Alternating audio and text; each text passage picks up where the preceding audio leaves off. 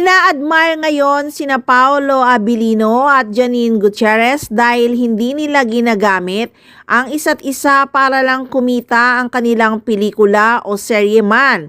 Hindi may kakaila na talagang maraming nagsulputang mga fans at mga netizens na nagmamahal sa kanilang love team.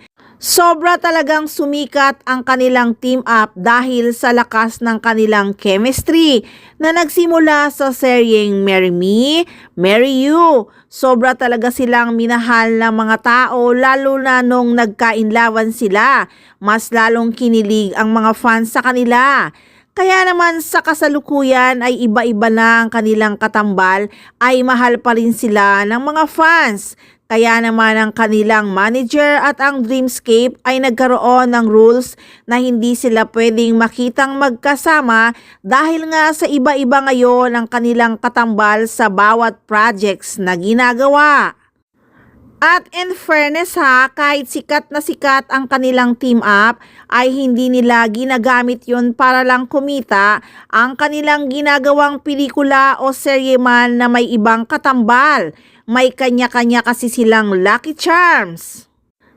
Kaya naman kahit na miss na ng mga fans at mahal na mga netizens ang kanilang team up at kilig na kilig sila kina Paolo Abilino at Janine Gutierrez ay tinatangkilik pa rin nila ang mga projects kahit hindi sila ang magkatambal. Yun naman talaga ang gusto ng Dreamscape ang hindi i-focus ang career nila sa kanilang team up or love team.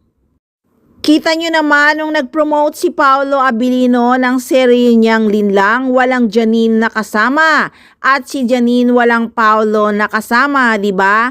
Kaya hindi sila naggagamitan para lang sumikat.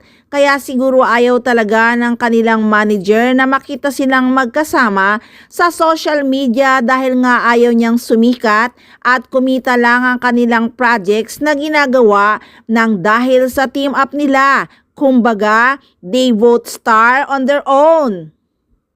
Wala talagang gamitan na nangyayari dahil talagang napakagaling na aktor si Paolo Abilino at napakagaling na aktres si Janine Gutierrez.